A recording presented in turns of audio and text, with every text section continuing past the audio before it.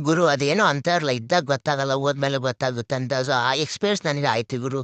ನನ್ನ ಹೆಂಡ್ತಿ ಒಂದೆರಡು ದಿನ ಅವ್ರ ಸಂಬಂಧಿಕರ ಮನೆಗೆ ಹೋಗ್ಬರ್ತೀನಿ, ಹುಷಾರಾಗಿರು, ಕೆಲಸ ಎಲ್ಲ ಮಾಡ್ಕೊ.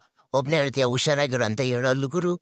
ಅನುಜ್ ಸರ್ ಆಯ್ತು ಹೋಗ್ ಬಾ ಅಂತ ಹ್ಞೂ ಅಂತ ಕಳ್ಸ್ಕೊಟ್ಟೆ. ಕಳ್ಕೊಟ್ಟಾದ್ಮೇಲೆ ಗೊತ್ತಾಯ್ತು ಮನೇಲಿ ಕೆಲಸ ಮಾಡಕ್ ಸ್ಟಾರ್ಟ್ ಮಾಡ್ದೆ. ಅವ್ ಹೆಂಡ್ತಿ ಮನೇಲಿ ಇರ್ಬೇಕಾದ್ರೆ ಯಾವ್ದೋ ಒಂದು ಕೆಲಸ ಮಾಡಿದ್ರೆ ಆಗಲ್ಲ, ಹೋಗು ಮಾಡಲ್ಲ, ನನ್ನ ಕೈಯಿಂದ ಆಗಲ್ಲ, ನಂಗೆ ಕೆಲಸ ಇದೆ ಅಂತ ಹೇಳಿ ಈಸಿಯಾಗಿ ತಪ್ಪಿಸ್ಕೊಬಿಡ್ತೀವಿ. ಸರಿ ಆಯ್ತು, ನಾನು ಕೆಲಸ ಸ್ಟಾರ್ಟ್ ಮಾಡಿದೆ. ಕೆಲಸ ನನ್ನೇ ಅಂತ ಹೇಳಿದ್ದಾರೆ ತಂದೆ. ನಾನು ನೋಡಿದ್ದೆ ಡೈಲಿ ಏನು ಕೆಲಸ ಮಾಡ್ತಿದ್ದ, ಅದೇ ಕೆಲಸ ನಾನು ಮಾಡೋಕೆ ಹೋದ್ರೆ ನಂಗೆ ಗೊತ್ತಾಗ್ತಿರ್ಲಿಲ್ಲ. ತುಂಬ ಕಷ್ಟ ಆಗ್ತಿತ್ತು. ಎಷ್ಟು ಕಷ್ಟಪ್ಪ, ಪ್ರತಿಯೊಂದಿನೂ ಒಂದಿನ ಮಿಸ್ ಮಾಡಿದೆ, ಪ್ರತಿದಿನನೂ ನಮಗೋಸ್ಕರ ಕಷ್ಟಪಟ್ಟು. ಸೊ ನಾವು ಕೆಲ್ಸಕ್ಕೆ ಹೋಗೋದಂತ ಹೇಳಿದ್ರು, ಕೆಲ್ಸಕ್ಕೆ ರಿಟರ್ನ್ ಹೋಗಿ ಬರೋವರೆಗೂ ಮಿಡ್ಲಲ್ಲಿ ಸೊ ಮನೆ ಎಲ್ಲ ಕೆಲಸ ನೋಡಿಕೊಂಡು ಮನೇಲಿ ಮತ್ತೆ ಬಂದ ತಕ್ಷಣ ನಮಗೆ ಬಿಸಿ ಬಿಸಿ ಊಟ, ಬೆಳಗ್ಗೆ ಬಿಸಿ ಬಿಸಿ ಊಟ, ಮತ್ತೆ ಮಧ್ಯಾಹ್ನ ಬಾಕ್ಸ್ ಊಟ ಕುಟ್ಕೊ ಎಲ್ಲ ತಿಂದೆ ಇರ್ಬೇಕಾದ್ರೆ ಅವಾಗ ಗೊತ್ತಾಗ್ತಿರ್ಲಿಲ್ಲ ಅದ್ರ ಬೆಲೆ.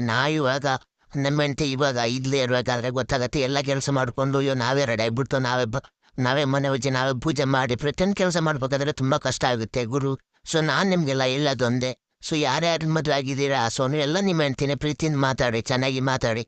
ಏನಿಲ್ಲ, ನೀವು ಕೆಲಸದಿಂದ ಬಂದಮೇಲೆ ಜಸ್ಟ್ ಒಂದೆರಡು ಮಾತು, ಚೆನ್ನಾಗಿದೆಯಾ, ಏನಾದರೂ ಪ್ರಾಬ್ಲಮ್ಮ, ಖುಷಿಯಾಗಿದೆಯಾ, ಏನಾದರೂ ಕೊಡಿಸ್ಬೇಕಾ, ಏನು ಆಸೆ, ಇಷ್ಟೇ ಕೇಳಿ ಗುರು. ಒಂದೆರಡು ಮಾತು ಅವ್ರು ಫುಲ್ ಖುಷಿಯಾಗಿಬಿಡ್ತಾರೆ ಗುರು. ಯಾಕಂದರೆ ಅವ್ರು ನಂಬ್ಕೊಂಡು ಬಂದಿರ್ತಾರೆ ಗುರು. ಅವ್ರು ನಾವು ಖುಷಿಯಿಂದ ನೋಡ್ಕೊಂಡ್ರೆ ದೇವ್ರು ನಮಗೆ ಖುಷಿಯಿಂದ ಇಡ್ತಾನೆ ಗುರು. ನಮ್ಮ ಜೀವನ ಸುಖವಾಗಿರುತ್ತೆ ಗುರು.